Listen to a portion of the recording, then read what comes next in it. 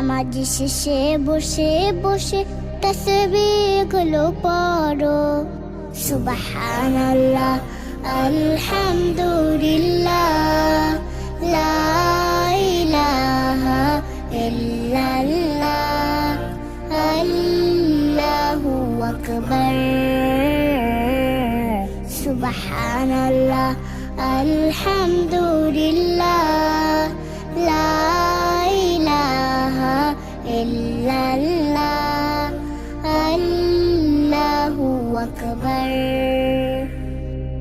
যতই থাকো ব্যস্ত তুমি, থাকুক যত কাজ, সকল কাজের আগে তুমি পড়বে নামাজ।